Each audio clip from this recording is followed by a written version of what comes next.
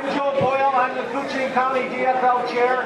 And first of all, I'd like to announce that we have our next congressman in the room, Joe Radinovich. So we'll be serving in about 10 minutes, but he'll be working the crowd and introducing himself to everybody that he hasn't done in the past. He's been here a number of times before, and we also have, of course, our state representative, the man married to Joe Necklin, even though we have these rotten, terrible, and awful mailers that are being paid by people that are not very nice. But Rob Eklund. And not up for office, we have hopefully our next majority leader, Senator Tom Bach, in the evidently maroon or red is sort of the color of the day. And lastly, I'd like to give you guys a big hand because you actually have created more people than we have fish. So we're going to have a little smaller portion, but I'm sure we're all glad that we're paying attention to business because we are going to make America great again.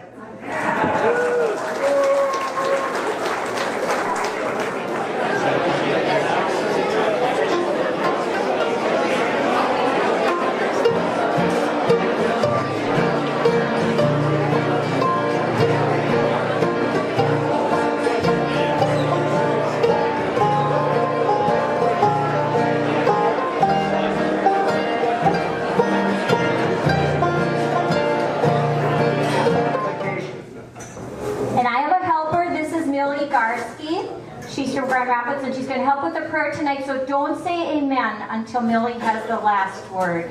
Let us bring ourselves to prayer.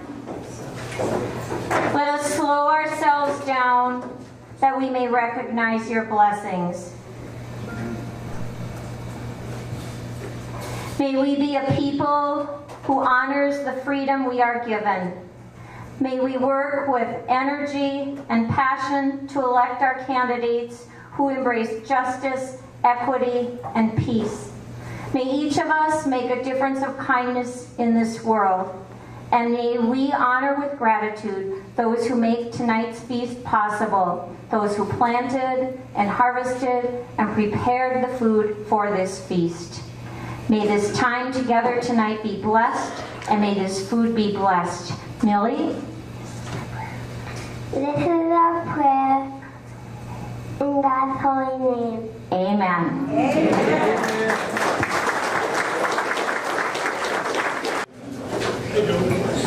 All right, now, consistent with the program, I'm going to have our next Congressman, Joe Radinovich, do a moment of recognition of Senator John McCain. Joe Radinovich. Well, it might seem a little bit strange to take a moment at an event like this, a Democratic event, to recognize somebody who was a Republican senator during his entire political life, somebody who ran against Barack Obama. But I think it's especially important to take a minute to do so tonight because John McCain's passing gives us an opportunity to reflect on just what has changed in this country in a very short period of time. John McCain in 2008 was the loyal opposition to Barack Obama. It was a hard-fought election, but it was one that stayed for the most part above the waist and in bounds. And there was perhaps no clearer indication than that, as exemplified by a clip that's been floating around the internet, and maybe some of you remember this. John McCain was at a campaign stop, I think somewhere down in the Twin Cities, maybe in Lakeville, in 2008. And as you remember, one of the things that people were saying about Barack Obama was that he wasn't from here, that he was a secret Muslim, or that he was a Kenyan and all this other stuff. And John McCain was giving one of those real, pitched events, a rally down there, and a woman stood up and she asked him a question, and she started to sort of say, basically that she didn't trust Barack Obama, she didn't believe that he shared our values, she thought that he was, in fact, a secret Arab. And McCain very gently stopped the woman, and he said, no, ma'am, he's a decent family man. And he went on to say, other complimentary things about his opposition, because John McCain recognized something that I think we have to think about and that we have to reflect on based on what's going on in Washington, D.C. right now. And that's that we may have different political opinions, but we recognize that most of us want the same things in this country. We want our communities to be safe, we want our families to be healthy, and we want a better future for everyone. And I think that John McCain, through his military service, through his service in politics, even though he didn't maybe see things the same way all of us do, exemplified those values. And I think it's appropriate for us to take a minute here and just contemplate on the service to his country. And so we'll take a moment of silence here to remember U.S. Senator John McCain.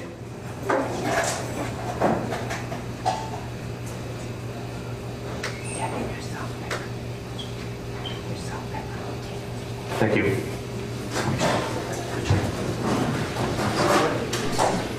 Okay, now we're going to eat dinner, and as soon as people have been served, then we will start with the rest of the program. And thank you all for coming, and we'll get the food out as fast as we can. The people are doing their same great job, and you can listen to the music. Thank you. 36th Annual Cushing County DFL Fish Fry. This is the best and most well-attended fish fry ever, so give yourselves a big hand.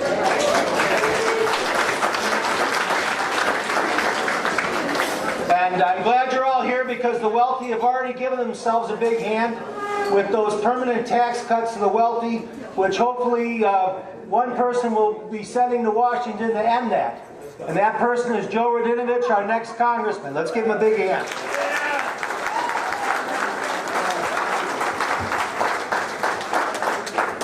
Greetings, everybody. Give yourselves a round of applause. This is the biggest group we've ever seen at this event here tonight. Everywhere we're going around this district right now, we're seeing crowds like this. People engaged because they know how important this election is. I know how important it is too, and that's why I got into this race. But I want to tell you, because there's so many unfamiliar faces here to me, a little bit about myself, about why I think this race is important, about what we can do if we get to Washington, D.C. to fight on behalf of working people. My name is Joe Radinovich. I come from the Cuyuna Iron Range. I'm the fourth generation of my family to live down there. My great-grandfather was a miner, my grandfather was a miner, my uncle was a miner. My dad chose a different path. He became an electrician, and so my brother became an electrician, and my other brother became an electrician, my stepdad's an electrician, and my cousins are electricians, but you guys get the point, right? We're the type of hardworking people that recognize that the value of work isn't just about going to a job. It's about taking care of yourself, your family, your community, and it's about the dignity that comes from that. But right now, we're facing some real issues in this problem. I believe that every election ought to be about the future. And the future for working people in this country is under threat. The example that I use is that in 1980, there were 14,500 iron miners on the range, and they produced 40 million tons of iron ore. Today, they still produce 40 million tons of iron ore on the range, but it takes 4,000 iron miners. So that's 10,000 people who used to be able to walk out of high school and get a job to support themselves and their family. That's 10,000 people who used to be able to have a job that would provide health care and good wages and build a community.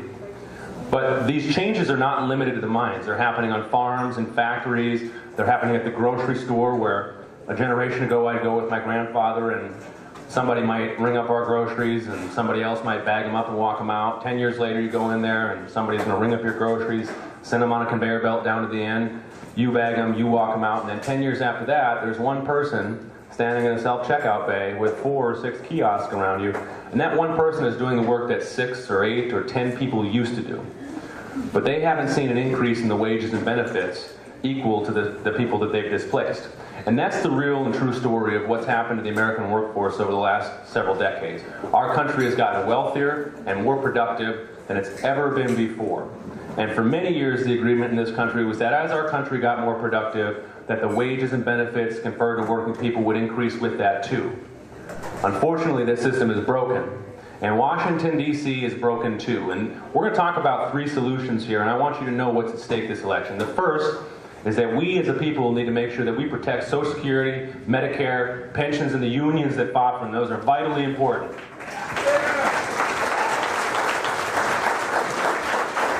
And there's going to be a lot of politicians out there, some of them in this race. We're going to talk about supporting these programs too, but here's the real story. 6 months ago or whatever it was when they passed that tax cut in Washington, D.C., over 80% of the benefit of that tax cut over the next 10 years will go to the wealthiest people in this country. Over 80% will. And the day after, about a week after it was passed, the Congressional Budget Office, which is a nonpartisan scoring agency, they're sort of like the accountants out there in Washington, D.C., they said right after that bill was passed that the following year, our country, our national deficit was going to increase 83% to $1.1 trillion. So we were going to spend next year $1.1 trillion more than we're going to take in. And Paul Ryan, the Republican Speaker of the House, he went out to the television cameras and with a straight face, he said that the reason that that budget deficit exists is because of what he calls entitlements, like Social Security and Medicare. Do you believe him? No. These are not entitlements. These are programs that people have worked their entire lives and they paid into with the expectation that those programs would be there at the end of their life. And damn it, we need to make sure that those programs are going to be there at the end of their life.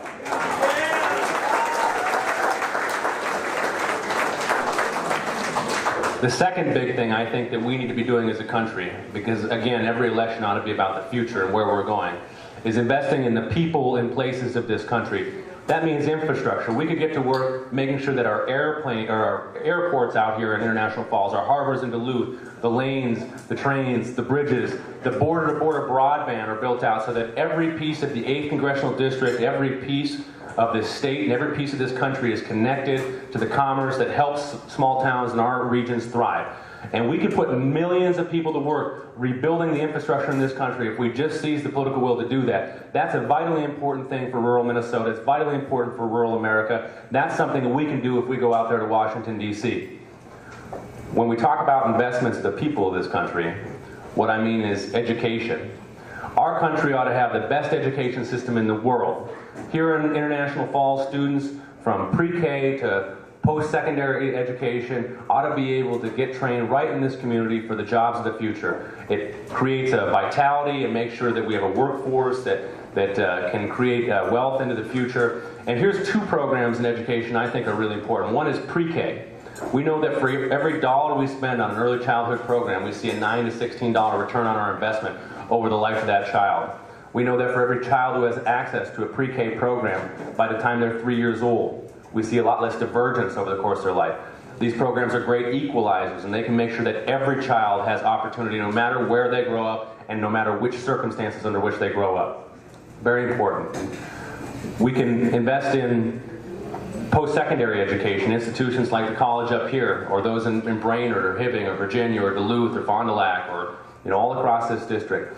We know that retraining and training is going to be an important component to making sure that we have a strong workforce into the future. And these institutions are particularly nimble and flexible, and investing in them will make communities like International Falls all the stronger for it. That's vitally important. The third is healthcare. Healthcare is an issue that we've been fighting over in this country for decades, ever since the end of World War II. And here's the big issue. In this country right now, we spend more per person than any other country in the world on healthcare costs. We spend an average of $10,300 per person in this country. That's 31% more than the next highest nation, which is Switzerland. 18% of the gross domestic product of this country is tied up in healthcare. And for all that money, we don't see better results. Medicare operates at about a 5% overhead, while private insurance companies operate at about a 13 to 18% overhead. It's no secret what's happening in our country. Too many of our healthcare dollars are going to middlemen. They're going to advertising and insurance companies. They're going to executives, and they're going to lobbyists, which brings me towards my final point here. I want to tell you a little story that ties together what's wrong, I think, in this political system and what we're fighting against. Down in St. Paul this year, there was a bill called the penny a pill legislation. It was designed to target the opioid epidemic. How many of you have heard of the opioid epidemic and the penny a pill legislation, right? It's impacting communities all across this country. And there was a Republican down in St. Paul named Dave Baker. Dave Baker lost a son to the opioid crisis. He realizes how important this work is. And so he introduced legislation to tax the pharmaceutical companies 1 penny per pill. It had bipartisan authors, it had broad public support. So it passed, right? No. Here's what happened. The pharmaceutical lobbyists deployed 36 lobbyists to St. Paul. That's more lobbyists than there are senators in the majority party. And they were able to kill that legislation, right? They stripped, as if it weren't bad enough that they took away your seat at the table. The worst part about it is that when you went to go pick up the medicine that you needed to stay healthy or that your loved one needed to live, you paid for those lobbyists. So that's a story about our broken political system and our broken healthcare system. And it's one reason I think that we need to get the corrupting influence out of secret money in our political system immediately. We need to remove the corrupting influence and pass an amendment in this country to make sure that we return power to the people. Now, some people say, because I tell them I don't take any corporate PAC money, I think that's really important. Some people say to me, well, you take union money, don't you? You take PAC money from them. And you know what I tell them? I tell them, if you're going to accuse me of going out to Washington, D.C. to do the bidding of public employees, of nurses, of teachers, if you're going to accuse me of going to Washington, D.C. to do the bidding of Teamsters and steelworkers and carpenters and electricians and laborers and plumbers and pipe fitters and painters and tapers and glazers, you tell them I'm damn right I am, and we ought to send more people to Washington, D.C. to do the same thing. That's what we're attempting to do in this country, is take it back for the working people here in International Falls and across the 8th District. I need your support this fall. Thank you for being out here very much. We'll talk to you soon. Thanks.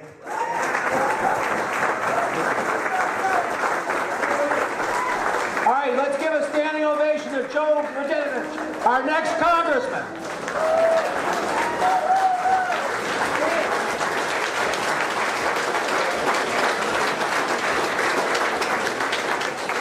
Just a couple of fundamental things. If anybody has changed their address to avoid having to go through a lot of trouble on election day, if you raise your hand, Joan Christensen will get you registered correctly, so when you go to your polling place, you'll be able to vote. If anyone has any issues or problems, just ask Joan. She's turned out to be quite an expert. And also, I'd like to recognize the people who stand up that are running for nonpartisan offices. There's a number of people here. I know Mr. Shoblum, you're running for office. If you could raise your hand. All right. And we have other people running for nonpartisan office. Mr. Deesh, Leon Deesh, you want to raise your hand? From the East Ward. The county attorney is a nonpartisan position, but the county attorney is here. Do you want to stand up, Jeff Nagloski? And we don't want to cause any trouble for someone that's here that's running and doesn't have an opponent, but let's give a hand to Tom West, who is here with his mother, Kathy West, who has worked very hard for us all these years. Let's give a hand to Tom West. He's running for county auditor. Is there anyone else that I left out? Oh, Cynthia Jacksaw is not running, but let's recognize Cynthia, who has been for over 20 years our treasurer, our party chief of the party, and she wants to retire, which is fine. All right. Roger Jackson, yes, you want to stand up, sir? Very good, thank you. Thank you, sir. Now, the next thing I'd just like to point out is keep this in mind. We start to man the headquarters starting Tuesday at 11 o'clock. And 11 o'clock to 4 o'clock, we hope to have regular attendance in the hall, and we'll be having a sign-up sheet, so please think about that. And I'd like to introduce someone that the party, Kuching County DFL, just hired to be working for us throughout the election, and that's Katie Bruggeman. You want to stand up, Katie?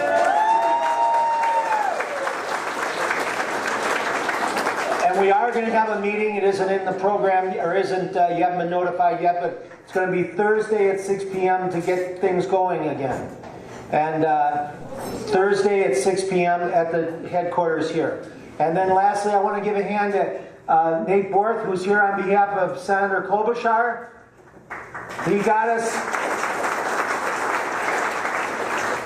I guess the fact is we knew Amy was going to survive the primary, so we have signs, which we appreciate. Amy was planning on coming, but we all understand why she is recognizing her friend John McCain, who she worked with diligently, and we appreciate the fact that we have Amy on the ticket, who will hopefully bring everybody across the goal line in the election day in November.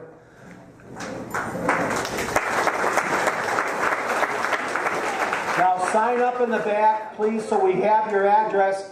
When we do have the Radinovich signs, which are coming shortly, and the wall signs, which are coming shortly, we'll be putting those signs up by these Amy signs. But please give us your address and then you're all welcome to take an Amy sign home with you.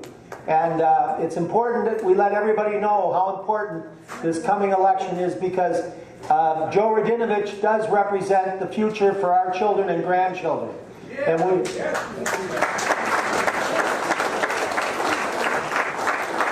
And frankly, I'll take the blame like everybody else. We obviously were asleep at the switch in the last election, but we're hopefully, because of the showing of this attendance, we aren't going to be sleeping at the switch this November. Let's make sure we get everybody out to vote. All right. Now, on that vein, we have someone who I really have a lot of respect for, Rob Eklund. And I have respect for him, even though I got 3 mailers all saying a bunch of lies about Rob Eklund. And the fact is that Rob has done a great job, and Rob is representing us well in St. Paul. And I think that the people that are passing out this stuff are going to really regret the fact, because everybody knows Rob is hardworking, diligent, and he's a person who cares about the same things we do. I give you our hopefully 3rd term State Representative Rob Eklund. Thanks, Joe. And there's a couple people I want to thank. Starting with the Slewgrass Band, thank you. We couldn't do this without you. And on that note, I'm going to start a hat around the crowd and see if we can get a little donation to help them out with their gas money and all that kind of stuff. So if you can throw a buck or 2 in there, that would be great. Thanks to Slewgrass. Dave Peterson, my treasurer, and his fish crew.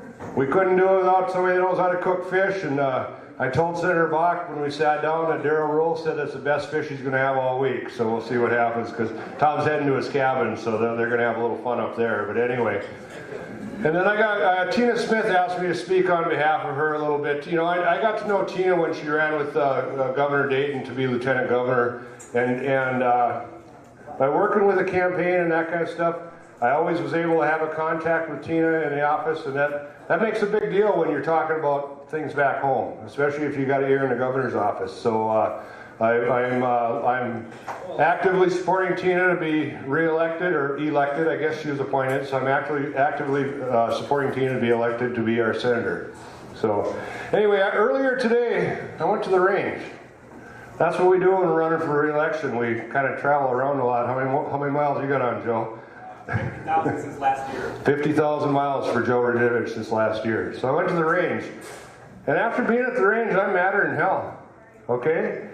My brothers and sisters in the steelworker, for the last 7 years, have given concessions to U.S. Steel to help keep those plants running. Keetac was shut down for a while, but now the plants are running. And my good friend Joe talked about the tax bill that passed last year, where the top people in the country got 80%. Well, you know what U.S. Steel's asking now? After they got the tax breaks, this money, remember this president of ours said that by giving these tax breaks to businesses and corporations, it's going to trickle down to the employees? Well, fat chance. They're asking concessions, folks. U.S. Steel is looking to make $2 billion in profits this year. Senator Bach and I and the others sit on that IRRB board and listen to the woe is me story from these folks. $2 billion profit, and they're asking for concessions from my brothers and sisters. Well, I'll tell you what, I was down there today, there was a couple hundred people at least in front of Miners Memorial, and they're not very happy either. And I think we need to get the message out in this election, what's going on in this country, what this president is doing to our country, and we need to take it back. I've been on the doors.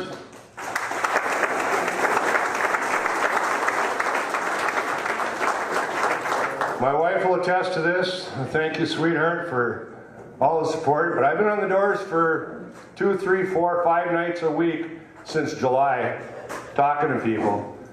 And they're mad. They're mad about what's going on. They're not happy with the direction that it's going. And we need to turn this wave that we're supposed to have, we need to turn it into a tsunami, because I want Senator Bach to be the Senate Majority Leader.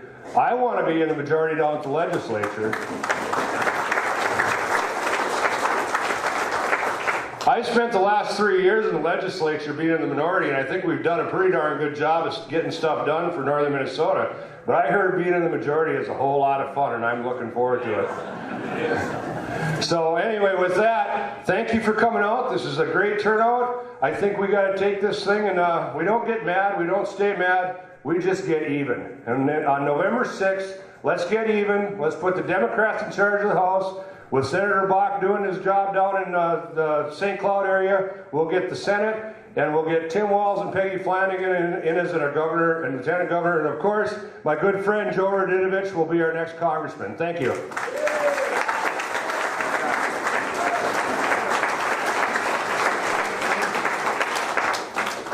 What Rob just explained is that there's a critical election in St. Cloud area that is possibly going to flip the Senate, and so our senator, our state senator, may have the opportunity to be the majority leader again, and it's critical when we have redistricting and all these other issues coming up that we have a governor like Tim Walz, and we have the Senate and the House, and then all good things will come because we will be fair, but we'll make sure that everybody gets a fair vote and representative in the redistricting. And so let's give a hand to our, hopefully, majority leader, our Senator Tom Bach.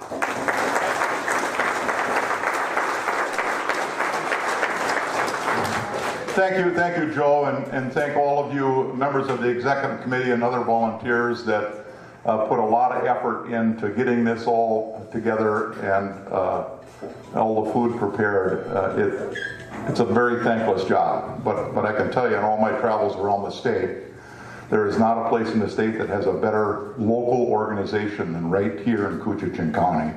And that is because of the effort of Joe and the executive board and all of your willingness to come out. So give yourself a hand. So many of you know I like to fish. And someone actually came to me and jokingly said, "What did you catch the fish?" And I says, "Well, you know, I fish mostly on Mainville and the limit is 4. Even Jesus needed 5. But it was wonderful. First, I guess I want to thank my wife Laura. I would not be able to do this job without the support of a very supportive spouse. And want to thank all of you who have supported Rob the last couple elections, because he really is my wingman, and he is the guy who helps make sure that the district gets taken care of. As myself as a Senate leader have to manage things kind of all over the state. Sometimes it's hard to pay the kind of attention to the very, very local things that need to get done. So I can just tell you, Rob has done a phenomenal job making sure that the local things got done, got funded, language got done. So the things important to all of our communities and all of our associations out on the ground get what the resources and help they need from the state. So Rob, thank you for that. So just a little bit of a recap on the session, and most of you know I'm not somebody who is overly partisan. I don't find that all that constructive. I'm a carpenter, right? And carpenters are problem solvers, right? You dig in and you make things work, or you just never get anything built, and things don't always go how you expect. But I can tell you, my first session was 1995, and Irv Anderson, fortunately for me, tucked me under his wing.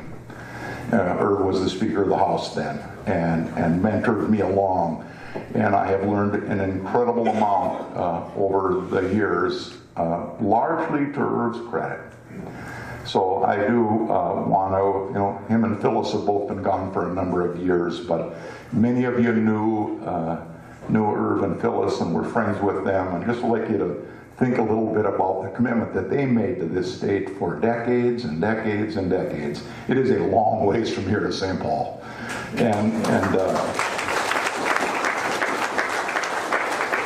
So I was the lucky one that got to kind of pick up the torch after Irv left the legislature. But Irv would want me to tell you, in all my years, I have never seen a legislative session that failed so badly. there was some important issues that we were having some good committee hearings on and some work needed to be done on. There were some reports came out about abuse in our long-term care facilities of our most vulnerable people. And there was a lot of talk about the tremendous abuse of opioids in Minnesota and what is it the legislature can do to try and stem that problem. And then there was the issue of school safety. And you see it happening all over the country. And what is it the legislature can do to make sure that we provide the safest possible environment for our young kids in their schools? Parents should not have to worry about the safety of their kids when they send them off to school in the morning. Anyway, so those were really the three issues I thought of the session that were going to be center stage, and accomplishing something on them was going to make a successful legislative session. Nothing got done. There was a very small amount of money for school safety that was tucked into the bonding bill that you probably read about. The schools are requesting a lot more than the little bit of money we were able to put forward in the bonding bill. That the larger school safety issue was contained in the supplemental budget bill. And unfortunately, the Republican leaders made a decision that rather than run those very, very important issues that we all agreed on, run them through on their own and make sure they got done, they tucked them into a larger omnibus budget bill of 989 pages. No one had read it. Nobody. And there's actually a clip out on the YouTube somewhere of me standing up on the floor of the Senate the last night holding it up. 989 pages. And in it was a lot of good stuff, like the things I talked about. But in it, they decided to put in some poison pills that the governor just wasn't going to support. And I think they thought because the good things were in there, he'd be willing to take some things that he didn't think were in the state's interest. And they underestimated the governor. And I knew the governor was going to veto the bill. I stood up on the floor of the Senate the last night and held it up and said 12 weeks. We've been here 12 weeks. And we have done a lot of work and heard from a lot of Minnesotans in our committees with testimony. And it's all going to go down in flames. Because the bill's headed for a veto. The governor said that. So I made a motion to send it back to the conference committee. Let's get it negotiated out with the governors. We make sure it's something that gets signed so the things that we agree on get done. And they wouldn't do it. Every Republican, all 34 of them, voted not to send it back to conference. And myself and the 32 other Democrats, 33, voted to send it back, and we lost. And unfortunately, the whole session collapsed. And even all the things that we all wanted to get something done on didn't happen. Well, since then, what has happened is the president of the Senate is now the lieutenant governor of the state of Minnesota when Tina Smith went on to be a U.S. Senator. So she had to resign her state Senate seat. So today the Senate is tied, 33 Democrats, 33 Republicans, and there is one seat in play. There's a special election for a seat just west of St. Cloud. It includes towns like Sauk Rapids, Sauk Center, St. Joe, Paynesville, that area west of St. Cloud. And no one's paying a lot of attention to it except maybe me, because it will determine who controls the state Senate, the Democrats or the Republicans. And I will tell you, it will be a way different outcome next year if I'm running the Senate versus the Republicans, a better outcome for Minnesota. So I'm spending a lot of time and energy on that seat. The House, Rob's in a field of 134. The entire House is up this year, so I appreciate all the support that you're going to be able to give Rob over the fall here. And let me just kind of close by saying, we just came off of a pretty bruising primary and for governor, and Tim Walz prevailed. And people were kind of all over the place. And at the state convention in Rochester, when I got up and spoke for the Senate Democrats, I actually said, people are going to have their horse in this primary, and we all just need to remember to keep our eye on the prize. And the prize is the governor's seat in November. So I would just urge that no matter who you were supporting in that primary, we all get together and get behind Tim Walz. That did not happen 2 years ago in the presidential race, there are a lot of people who are supporting Bernie Sanders, especially a lot of young people, who when they didn't get it their way, they took their ball and went home and they didn't vote. Big numbers. And the outcome of that was we got the president we all have. Pretty embarrassing. So please, this governor's race is very, very important. This is the governor that's going to sign or veto the next redistricting bill that determines what the map looks like, how fair a shot do we Democrats and Republicans have for the next 10 years when we draw the new maps. That will be done in 2021, and the governor will either sign or veto what comes to them. Fortunately for us, in 2011, the last time we did maps, we had a Republican legislature also that passed a very, very partisan redistricting bill, and Governor Dayton vetoed it. Now, in Wisconsin, what happened is they had a very, very partisan redistricting bill too, because it was a Republican legislature, and Governor Walker signed it. And Wisconsin changed. It changed. They made major cuts to things like economic development and higher education and transportation, and collective bargaining is almost gone. Prevailing wages in Wisconsin are gone. I mean, Wisconsin has been changed dramatically because of that one signature on that redistricting bill that gerrymandered those districts so Democrats can't get control of the legislature. So in Minnesota, this governor's race is very, very important so that we make sure that if Democrats don't have a hand in drawing the maps, like we didn't have in 11, that we have the backstop of a Democratic governor to make sure that we don't go down the path that Wisconsin is going down. Because I can show you there's a whole list of measurements, things like the poverty rates, the low birth rates, the per capita incomes, educational attainment. I mean, there is a long list of things where Minnesota is just running away from Wisconsin. And we don't track them in Minnesota, they're done out east. There are people that track all these kind of measurements. And we are outperforming Wisconsin big time. I guarantee you someday, some young college graduate student is going to write a paper. And they're going to say, they're going to look at when Minnesota and Wisconsin took different forks in the road. And so far, Minnesota's performing much, much better than Wisconsin. And that's because we had Mark Dayton as the backstop. We need Tim Walz as the backstop for this next redistricting. I called Tim right after the primary, the next day, the day after, and told him about this event because Joe and I and Rob and others had nailed the date down. And he said, and I told him, I said, we'd like to bring you up for this event, like to give you a little tour of the paper mill, like to take you out to the football game tonight, because he's a former football coach, some of you know. And his exact words to me, that's a place I need to be. And he was rock solid going to be here. And then the state fair started, and tomorrow morning, early tomorrow morning, he's got a debate with Jeff Johnson, the Republican candidate for governor at the state fair. So unfortunately, because of that debate he's got, he wasn't able to be here tonight, but he wanted me to express his sorrow for not being able to be here, because I could tell in his voice, this is a place he really, really wanted to be. So please, as we go forward, it's really, really important that we get a Democratic governor. And my friend Joe Radinovich, I got to tell you, I think there's probably some polling that show him and his opponent neck and neck. This could be the seat that determines the control of the U.S. Congress. Could be the one. It could be the one. You're going to get tired of all the mail coming in.